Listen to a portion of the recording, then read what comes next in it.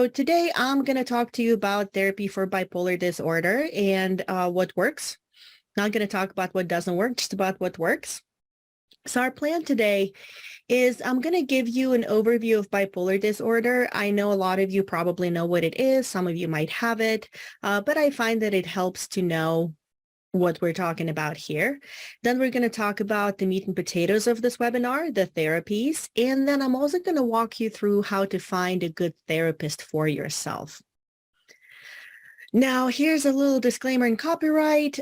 Just so you know, this is all educational. Just because you're here doesn't mean that you're my client and I'm your therapist. And these slides are copyrighted, but you will be getting a recording of this webinar. And you can share that link with anybody you want to share that with. And then real quick, who am I? My name is Anna Kondrueva. I'm a clinical social worker candidate and a marriage and family therapy candidate. As you can see, my name is pronounced Anna, not Anna. And I'm a therapist in Colorado, United States. I'm not sure where y'all are from, but that's where I'm located. And I love helping people with bipolar live better and more balanced lives. So let's go ahead and get started. What is bipolar? So formerly, it was called manic depression. And while that's a fine name, it's also a bit of a misnomer, and I'll show you why a little bit later. It's also commonly described as mood swings, and really it's a lot more than mood swings. Mood swings is just a small little part of bipolar. It's more accurately described as differences in energy, activity, and agitation levels. Some people refer to it as a circadian rhythm disorder because so much of bipolar is disrupted sleep and disrupted scheduling in your brain. It is a lifelong condition, which means it does not have a cure. So once you're diagnosed with it, it means you just have it for life. But that doesn't mean that you can't recover from it. You can be in remission and your symptoms can definitely be reduced. And then nobody knows what causes it yet. There's tons of research out there, but as of right now, the origins are unknown. What we do know is, as you can see on this scan of people of brains of people who have bipolar and other disorders, as well as the quote unquote normal brain, bipolar is different. People with bipolar have different brains, both structurally and functionally. So let's take a look at some statistics for bipolar. About 46 million people worldwide have it, but that's a very misleading number because that's just diagnosed cases. For example, the US has the highest rate of bipolar in the world, with 4.4% of people, adults specifically, being diagnosed with it at some point in their lifetime. In India and China, that number is close to 0.3%. And I don't think that there's anything different about like American brains and Indian or Chinese brains. I think it's just because there's a lot of stigma in other countries. Not a lot of people seek mental health care. And also not a lot of people can seek mental health care because it's expensive. It's a privilege. So they don't necessarily have the resources. So I think that that number is actually much higher. There's definitely a genetic component to bipolar. 2/3 have a close relative who also has this disorder. And in twin studies, when they look at identical versus non-identical twins, if one of the identical twins has the disorder, the other one is so much more likely to have it compared to non-identical twins. Definitely genetic. Men and women are about equally affected. There's a very tiny slight difference globally in women having more bipolar, but it's very negligible. Women are more likely to have bipolar type 2 though, and we will talk about types in just a little bit. Bipolar can occur at any age. The average age at which it is diagnosed is 25. And the older you are, the less likely you are to have diagnosable symptoms.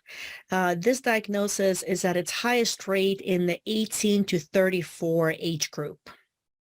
And here's some not so great statistics. Up to 20% die by suicide. So that's 1 in 5. And then up to 60% attempt suicide at some point in their lifetime. And also not such a great statistic. Life expectancy with bipolar is almost 8 to 12 years shorter than without it. So something to keep in mind. And this is not just because of suicide. It's actually due to natural causes like cardiovascular disease and others. So there's some kind of a connection between having bipolar and being more susceptible to other illnesses.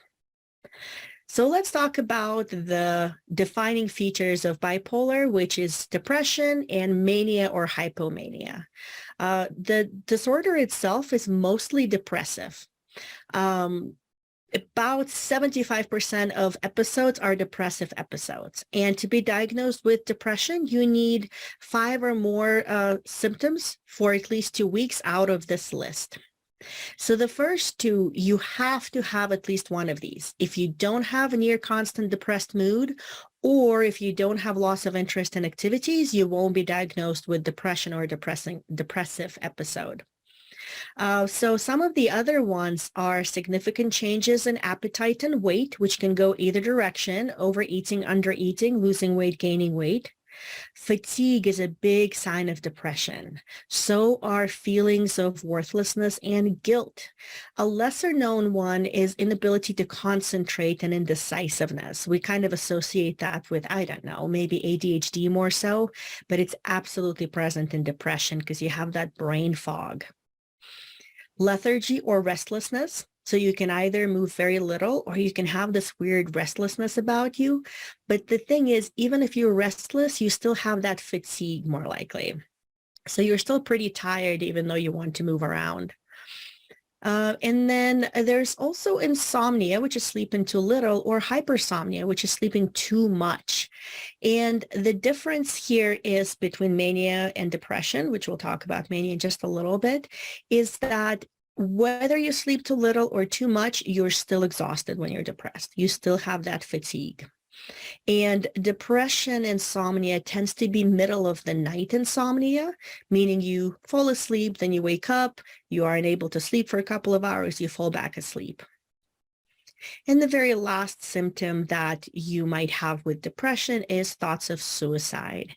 And I'll give you this little fact. Like when you wake up out of deep sleep with an alarm and you groggy, when you're groggy like that with a non-depressed person, that grogginess lasts for about 15 to 20 minutes.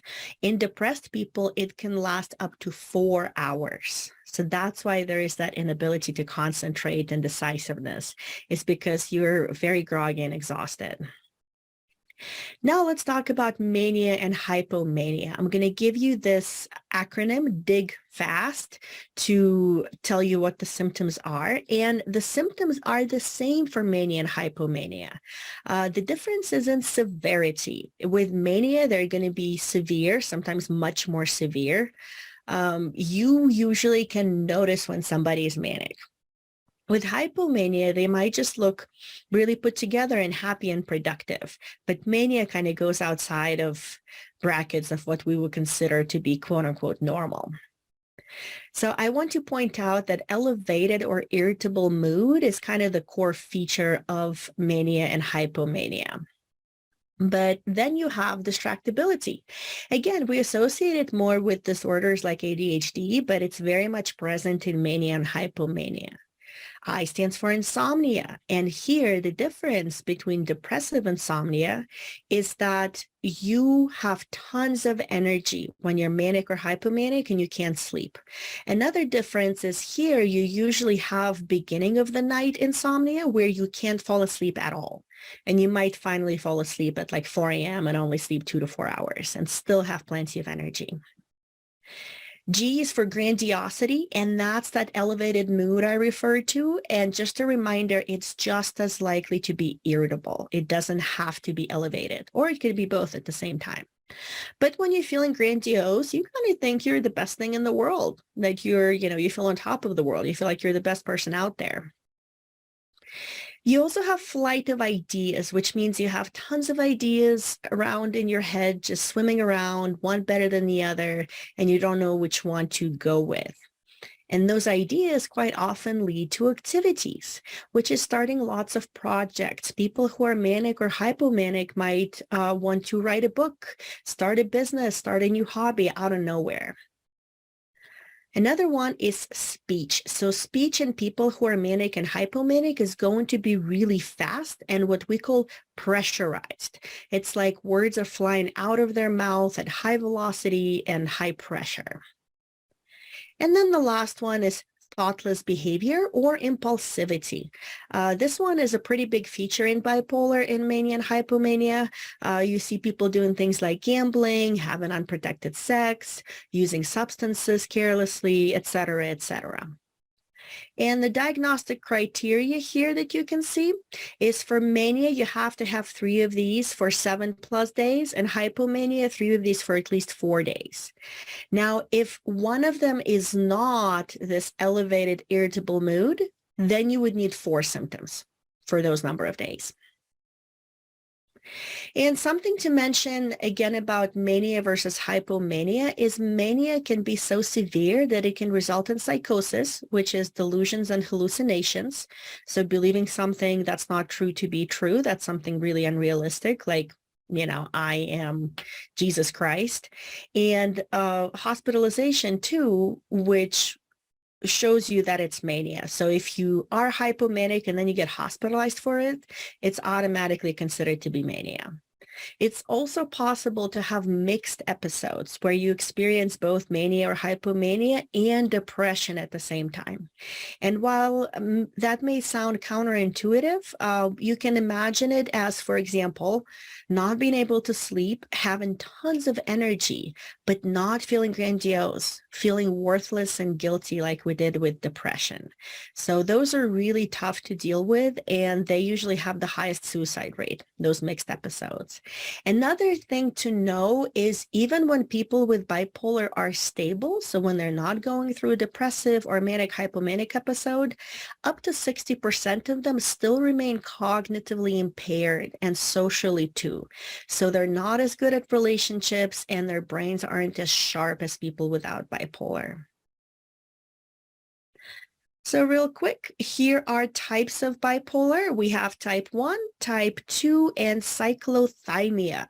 And type 1 is very simple. All you need to have to be diagnosed with it is a manic episode. So you don't need to have depression, even though absolutely most people with type 1 still get depression. Like I said, about 75% of episodes overall for people with bipolar are depressive episodes. For bipolar type 2, you need to have both hypomania and depression. So here you need both, but you can't have mania. And this is why manic depression is a misnomer, because technically, to be diagnosed with type 2, you don't need to have mania. And technically, to be diagnosed with type 1, you don't need to have depression. That's my problem with that term. And then cyclothymia, you have mild hypomania, you have mild depression, and it's all about timing. Here, your symptoms persist for at least 2 years. They happen at least half of the time, and the breaks in between episodes are not longer than 2 months. So I want to tell you what you want to have in therapy for bipolar. These are kind of the 4 basic elements for it. One is you need insight. And here I don't mean insight into your family of origin or childhood trauma. I mean insight into your diagnosis. Do you accept it? Do you understand what it means to have bipolar? Are you aware how this disorder is affecting your daily life and those people who are around you? That's insight. Another thing you need is ventilation. That's just venting. Stress is a huge trigger for episodes. So you need to have somebody you can just go to and vent for a little bit, because that does release stress. Another element of effective therapy for bipolar is education. You cannot really have insight without education. You need to know what you're dealing with before you can accept it and know how to deal with it. And then the last one is symptom management. Of course, presumably that's why you're coming to therapy if you have bipolar, is to manage those symptoms, to have fewer episodes and to make the episodes less severe. So insight, ventilation, education, and symptom management. So now let's take a look at the first effective therapy for bipolar, and that's going to be psychoeducation. Just like the name implies, psychoeducation is educational. And here the therapist acts as an authority, which means it's more of a lecture format. It's not a back and forth. Of course, there can be some back and forth, but it's basically the therapist telling you what bipolar is, what symptoms are, triggers, warning signs, all of that stuff. That's psychoeducation. And in research, we do know that psychoeducation reduces things like shame, it preserves self-esteem, it reduces self-blame. And one study, I believe it was like 2,800 people, so a pretty big study, saw that it reduced the risk of having any episode, whether it's depressive or manic or hypomanic, and the risk of hospitalization, just receiving that psychoeducation. As such, it's a very important first step. I am a firm believer that any therapy for bipolar should include psychoeducation as an element. And it can also be therapy in and of itself, like that study shows. They didn't do any additional therapy and they still did quite well. Like I mentioned, it can be added to other therapies, so you can combine psychoeducation with any of the other 6 I'm going to tell you about. And this webinar is an example of psychoeducation, so you're getting it right now. Some other examples, you have things like brochures that you can find at your doctor's office. You have things like groups. Psychoeducation is very often done in groups, and that makes sense because it is that lecture format. So you can find it, for groups of, I guess, usually up to 10 people. It's not like a huge group. There's also books and videos. This book on the slide, the Bipolar Disorder Survival Guide, if you don't have it, I highly, highly recommend it. It's absolutely great and very comprehensive. And then, of course, you have the internet, which love and hate relationship here. Things like TikTok, maybe not the greatest source of information, but there are very many reputable sites out there that can really help people with bipolar feel less alone, understand their symptoms better, et cetera, et cetera. So should you choose psychoeducation? Well, it is very informative, so it helps you with that education and that insight. And like I mentioned, it can be done in a group format, so it's more affordable. However, you usually do need other therapy to combine with it for it to work best. And because it's in that lecture format, or if it's in a group format, it may not be tailored to your individual needs. So you may not be getting individual attention there. The next therapy we're going to talk about is IPSRT, or interpersonal and social rhythm therapy. Kind of a mouthful there. But what it means, the interpersonal part is relationships and the social part is social roles. So it's going to help you structure your relationships better, and it's going to help you understand your social roles and the transitions between them. IPSRT also deals with grief. And here we're talking about grief for the loss of the healthy self. So how do you go from a person who doesn't know they have bipolar to a person who does know it and now realize that it's a lifelong condition? IPSRT also will talk to you about circadian rhythms and how those work. And it's going to give you some structure and ask you to do some tracking of your moods, your energy, and other things. Something to know about this therapy is it's designed specifically for bipolar. So that alone tells you that it's pretty darn good. Here's an example of an illness timeline. You don't have to, remember or see everything that's on the slide, but that is something that your therapist is going to complete with you in IPSRT. And here you see a graph where when the graph goes up, that means that person was having a manic episode. When the graph goes down, that means they were having a depressive episode.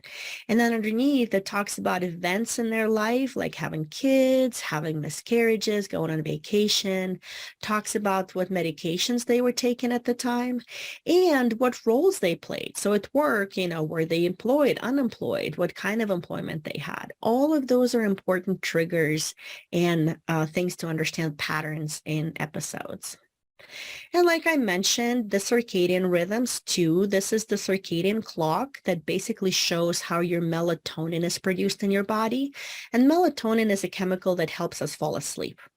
So this is something your therapist will likely go through with you. Here's another example of IPSRT. This is a social rhythm chart. And here, I'm actually going to give this to you in a follow-up email. When I send the recording, I'm going to send this to you as well. So this rhythm chart has these activities on the left-hand side, and they're called Zeitgebers, and that's just a German word for time givers.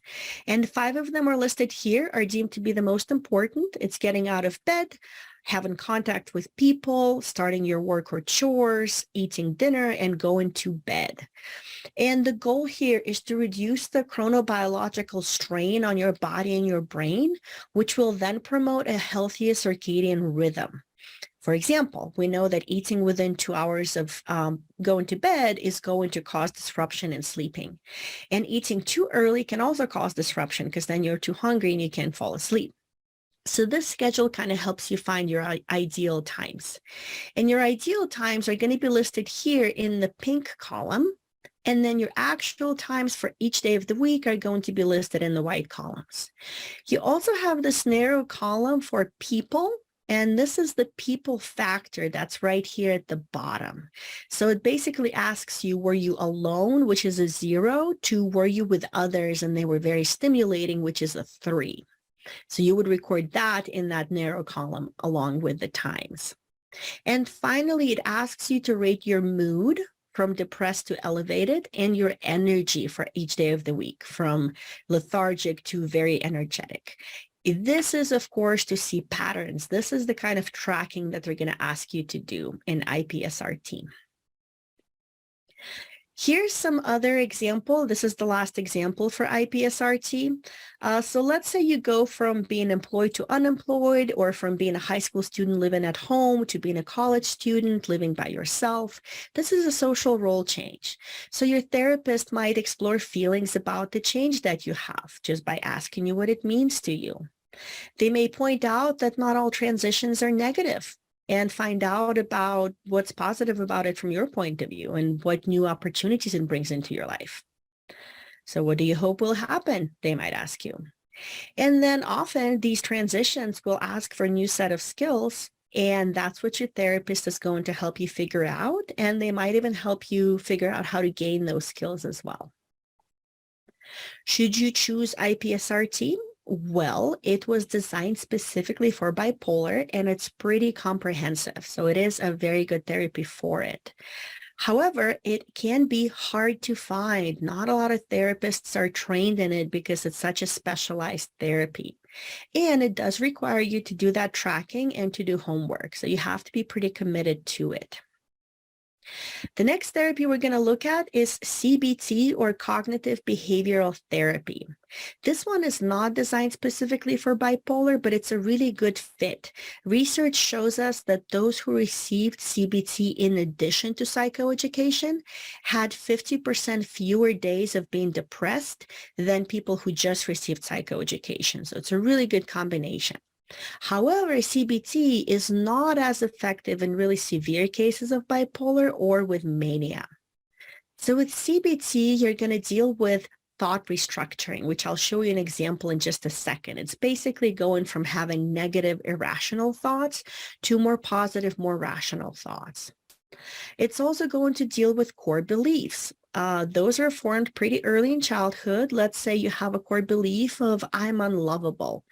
Well, with CBT, your therapist might help you change that to something like, I'm lovable, not everybody's going to love me, and that's okay. And then finally, CBT also deals with this thing called behavioral activation. This is a principle that in depression, the more activities you do, the better you feel. Now, of course, if you've ever been depressed, you know that it's really hard to do activities when you're depressed. So behavioral activation kind of revs you up, starting small and going to bigger and bigger activities. Let's take a look at some examples. So here's a thought record, and this is an example of thought restructuring. And I will give you a sheet for this in the follow-up email, so you can do it on your own if you want to. So let's say you start feeling sad all of a sudden. Your therapist is going to ask you to pause and analyze what happened. They're going to look for a trigger with you. So in this particular example, somebody called you crazy. And then they're going to help you identify a thought that you had after that trigger. So this person, after being called crazy, thought, I'm broken. And then on this very thought record, you would write down what emotion you're having and rate its intensity. So for this person, they experienced sadness, and on a scale of 1 to 10, it was at a 9, which is pretty high. So they're pretty sad right now. Then your therapist is going to help you come up with an alternative thought that's realistic. So instead of I'm broken, why don't you think I am doing my best to heal? I'm strong, which is totally true. It's just as valid of a thought as I'm broken, probably a lot more so. So you're going to give yourself this alternative thought, and then you're going to re-rate your emotions and their intensity. So in this example, that person still felt sad after the thought, but their sadness went down from 9 to 4, which is great. And that's just an example of one thought record. You would be doing lots of these and looking at lots of thoughts at the same time. Let's see, here's a CBT. Here's that behavioral activation for depression that I mentioned.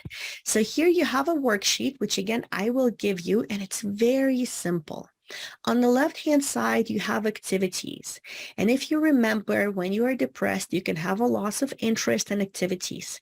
So these are activities that normally would bring you pleasure, even if they don't right now when you're depressed. And when you list those activities, you're going to rate them for ease on a scale of 1 to 10, where 10 is the easiest to do and 1 is the hardest. And you're going to rate them for reward, again, on the same scale. So 10 is going to be the most rewarding you can imagine, and 1 is going to be not rewarding at all. So let's say you're very lethargic, you're very fatigued, you don't feel like doing anything, you feel really horrible, you're depressed. You're going to look in this column for ease and find the easiest activities to do. So you have 3 10s here. You have petting the dog, eating chocolate, and hugging your partner. Then you're going to look at the reward factor here. So petting the dog is at an 8, which is pretty high. Eating chocolate is at a 7. And then hugging your partner is at a 10. So here, the first activity you might want to do is go hug your partner. And the idea with behavioral activation is the positive emotion, positive energy you feel from hugging your partner may just give you enough energy to go pet your dog. And that might just give you enough energy to go eat some chocolate, etc., etc. So over a course of a few days, as you practice this activation, eventually you are able to go for a walk and you are able to take a shower, brush your teeth. That's the idea. And then I also want to mention the CBTI. All that is CBT for insomnia. That's what the I stands for. And here they talk about things like wind down routines, which is how do you calm down before bed. They talk about things like brisk awakening, which is how do you get out of bed when you're depressed early in the morning. And of course, sleep hygiene. We all know that it's not great to use screens before you go to bed, but there's lots more to it. So sleep hygiene is something that CBTI covers in great detail. If you are interested in learning more, there's a free app called CBTI Coach. It's actually, or it was developed by the US government for the Veterans Administration. So it's a bit clunky. It's not, the best interface, but it is a pretty comprehensive app and it's free. Should you choose CBT? Like I said, it's very effective for depression, and this one is really easy to find. There's tons of therapists out there trained in it. However, like I said, it's not as effective for mania or hypomania. So if you tend to have more of those, maybe CBT is not the right choice for you. And just like IPSRT, it's going to require you to do some homework. It's not just a hour a week type of therapy. The next therapy, number 4 that we're going to look at is DBT, or dialectical behavioral therapy. So this one was created specifically for borderline personality disorder, not for bipolar. However, it's really great for becoming more self-aware and learning how to self-regulate, because people with borderline personality disorder have a really hard time with emotional regulation. And that can be true for people with bipolar as well. So this one is not extensively studied for bipolar, but the studies we do have show that it's quite effective. And this one has 4 elements. The first one is mindfulness, and then emotional regulation, interpersonal effectiveness, so how well do you do in relationships, and distress tolerance. When you are distressed, when you're feeling really awful, can you tolerate it? So let's take a look at example of distress tolerance. DBT loves acronyms, so every single skill they give you is going to be an acronym, and here the acronym is ACCEPTS. And the A stands for activities. So when you are in distress, DBT tells you to engage in activities that require thought and concentration. Maybe doing a puzzle, maybe reading, maybe doing a craft, things like that. The first C stands for contributing. So you want to focus on someone other than yourself, maybe doing a favor for your friend, or, walking your dog or volunteering. The second C is for comparison. They want you to look at somebody in a worse situation and compare yourself to them. E is for emotions. So create a competing emotion. If you're feeling sad, go watch a comedy, maybe some stand-up comedy or a movie to make yourself a bit better. Pushing away is about pushing negative thoughts out of your mind. However, if that doesn't work, maybe you need to do the opposite. And you need to start thinking thoughts and focus on more rational thoughts when emotions are really strong.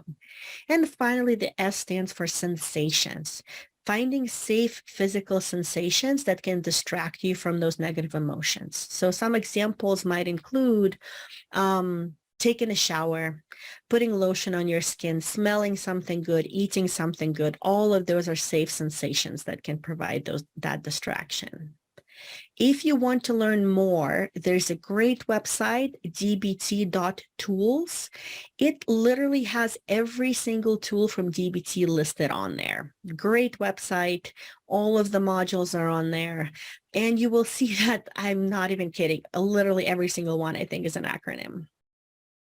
Should you go with DBT? Well, one of the pros is it can be done in group for less money. And it's pretty easy to understand. All of those acronyms are pretty self-explanatory. You just have to actually do them. And the con is that it's not created for bipolar. So let's say you do start doing it in a group. Well, a lot of the people are likely to have not bipolar, but borderline personality disorder. So you're going to have a harder time relating and not feeling alone there. And also, I personally find that it can be a bit too simplistic. So your brain kind of might think, no, I'm not going to do it because it's too simplistic. So if you think that way, maybe that's the same for you. The next therapy we're going to look at is FFT, or family-focused therapy. This one is based on the premise that you cannot take somebody with bipolar and remove them out of their environment, which is their family, their partner, their friends. You have to consider the whole system. It was developed in the mid-1980s specifically for people with bipolar who just were hospitalized and were coming out of the hospital to go back home to be with their families or their partners. And usually it is used in combination with medication. Really, all of these therapies can, but FFT is actually going to talk to you about things like medication compliance. So some of the stuff it's going to offer is psychoeducation. Once again, a really important piece of the puzzle. And here the difference is you are not the only one receiving it. It's your whole family. It's your partner. So they're learning what it's like for you and learning how to notice triggers and warning signs, just like you would learn that alone in psychoeducation. They also focus a lot on communication. They improve that, make it more open, more transparent, more positive. And then they also look at family dynamics. So who plays what role in the family? What are the actions they take? How do they interact with other family members? All of that is really important. Here's some examples of what you might encounter in family-focused therapy. They're going to talk about reducing critical comments directed at the person with bipolar and reducing over-involvement. And over-involvement is things like, counting pills to make sure you take your medication, taking you to the doctor, even though you're perfectly capable of driving there yourself, walking on eggshells around you, talking about nothing but bipolar. All of that is an actual burden to the person. Another thing they're going to talk about is increasing optimism and positive comments. There's this magic ratio of 1 to 5. For each negative comment you make towards somebody, if you want to preserve that relationship and make it a good relationship, you should give them 5 positive comments. And that's true for romantic relationships. It's true for families. It's true for friends, coworkers, everybody. So they might talk to you about that ratio, or if they don't talk about the ratio specifically, they're going to encourage you to be more optimistic and more positive towards the person with bipolar. They're going to encourage you to have regular family meetings so everybody stays on the same page and knows what's going on. And also they're going to encourage you to plan for emergencies, which of course can be things like suicidality or hospitalization. So you know what to do in those situations. Should you choose it? Well, I think it is absolutely wonderful because it creates a support network, and research shows us that people with bipolar who have a lot of social support do much better than those who don't. It also provides that psychoeducation along with other methods, so it absolutely combines the two. However, it has to involve more than just you. Your family has to come, your partner has to come. Not everybody has that luxury of having their family and partner present at all or willing to go to therapy with them. And then just like IPSRT, it's hard to find. I didn't mention that FFT is designed specifically for bipolar. So again, it's just a more specialized therapy that not a lot of therapists are trained in. The last therapy we're going to look at is functional remediation. This one is usually done in a group setting, and it's all about cognitive functioning. So things like attention, memory, problem solving. And even though it doesn't deal with emotional regulation or social functioning, if your brain is sharp, research tells us that you are more likely to be socially functioning better and more likely to have better emotional regulation as well. Functional remediation is also used in schizophrenia, traumatic brain injury, and stroke. So, kind of situations where your brain isn't at its best. If you want to check it out for yourself, there's a couple of places. There's really a lot of them, but these are the two I know of. Cognifit.com. They kind of give you this really comprehensive assessment. It does cost money, so keep that in mind. And then brainhq.com. They do have free games there for your brain. They also charge money if you want a subscription, but you can try it out for free. Just cute little games for memory, for attention, for problem solving. Here's some examples of what they're going to teach you in functional remediation. They're going to talk about breaking complex tasks into workable steps. They're really going to encourage you to do mental math. I know not everybody likes math, but it's a fantastic way to stay sharp cognitively.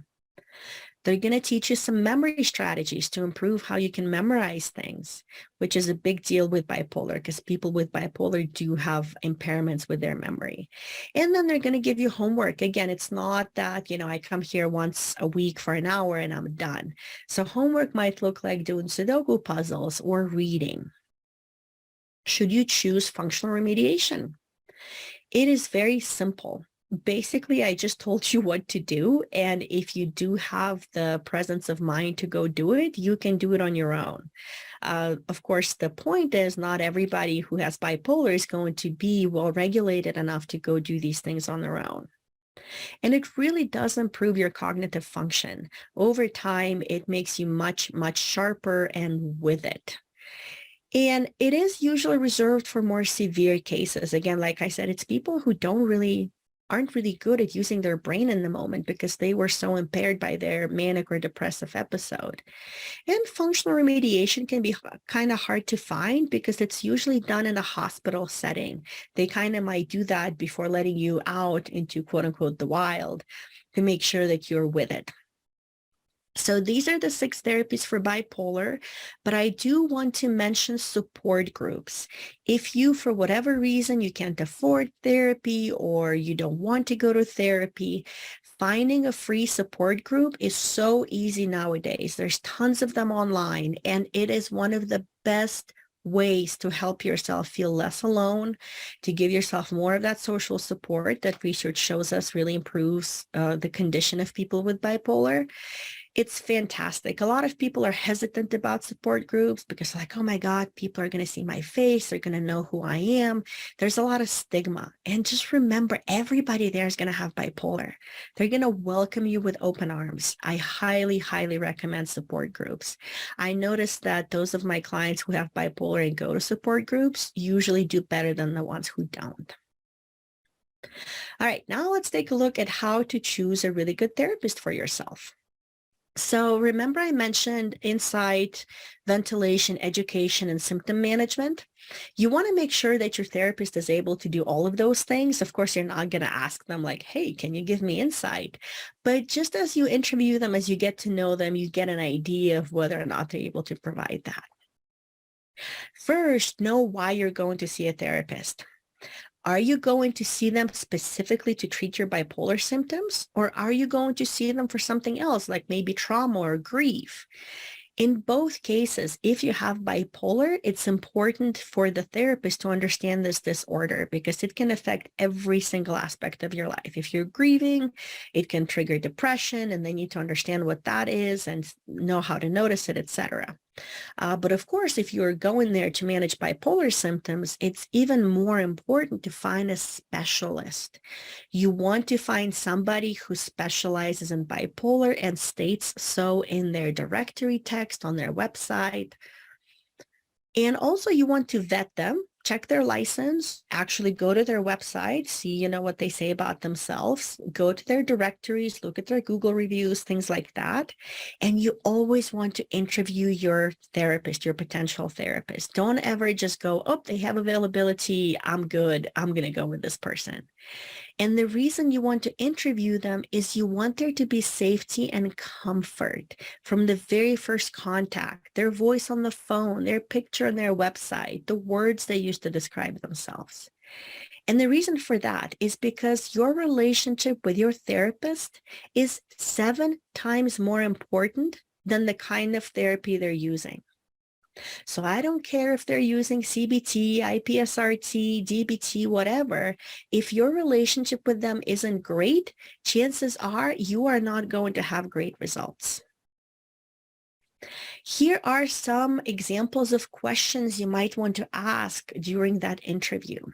So the very first one I would recommend is asking them what kind of postgraduate experience or education they have. Graduate school is the bare minimum here in the US. It's not going to cover bipolar in detail. They might touch on it very briefly in a diagnosis class, and that's it. So for example, I had to seek a lot of postgraduate training in bipolar to really understand it. Another thing you might want to ask them is what therapy modality do they use? And modality is just a fancy word for kind of therapy. So again, they might say, I use cognitive behavioral therapy, or I use DBT, everything that we just talked about. Maybe they use something entirely different. And do ask them if they do psychoeducation. I think that that's such an important element of all therapies that if they say they don't, I would be kind of weirded out by that and maybe not want to use that therapist. Ask them what their experience with bipolar is, and specifically your type of bipolar. That's important because type 1 with mania can look quite different from type 2. And you want your therapist to not be completely clueless when it comes to your specific type. Ask them what their style of work is and how directive they are. You want your therapist for bipolar management to be fairly directive. You want them to be able to, do things like interrupt you and direct you to actually do the homework and say, hey, you know what, you're talking fast right now. Maybe you're going a bit manic or hypomanic. You want them to be able to kind of call you out on things in a very good, gentle way. Ask them how they set goals with their clients. That one is important. Not everybody likes to set goals, and that's fine, but goals usually help you measure progress. And you can always go back to your goals and say, okay, how am I really doing here?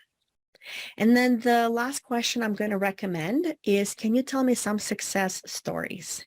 And that's going to tell you two things. One is hopefully you're actually going to hear some success stories, but also you're going to hear how that therapist talks about their clients. Are they warm and soft and gentle? And do they maintain enough confidentiality? Because that's how they're going to talk about you, and that's how they're going to talk to you when you work together. I am actually going to give you a freebie in that follow-up email. It's a big guide on how to find a good therapist, and it has all of these questions, maybe not the ones specifically related to bipolar, but it has even more questions that you might want to ask in general. So let's take a look at some directories where you can find these therapists. And that guide I will send you does have a list of all of these. I think it even might have a couple more. So keep in mind that you don't have to remember these right now. You will have them in your inbox. Here are some very popular directories. The first one, Open Path Collective, it's actually a directory for affordable therapy. They don't charge more than $70 per session, which is here in the US, it's really quite affordable. And the ones that are in bold in this column are available internationally. So wherever you are located, for the most part, I'm sure they don't do every single country, but definitely English-speaking countries, they cover all of those around the world. I do list Google on there, and I put an exclamation point next to it. The reason for that is therapists who are going to show up on the first and second page of Google aren't necessarily good therapists. They just have really great SEO and marketing, and that's why they're showing up first.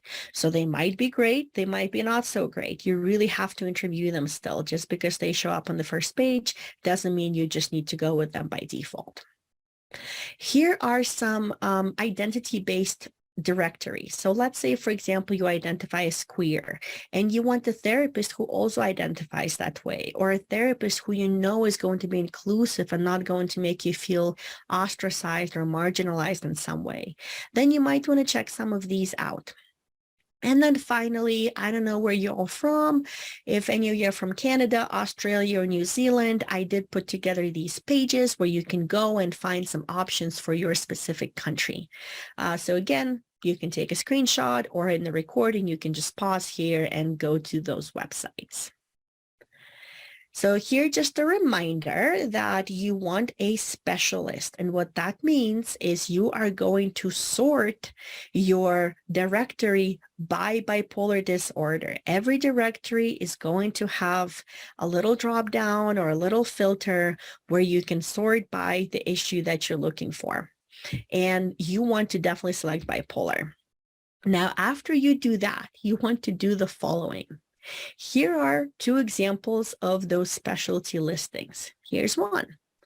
And this I call true specialties. So this person lists their top three, and note that bipolar is in the top three.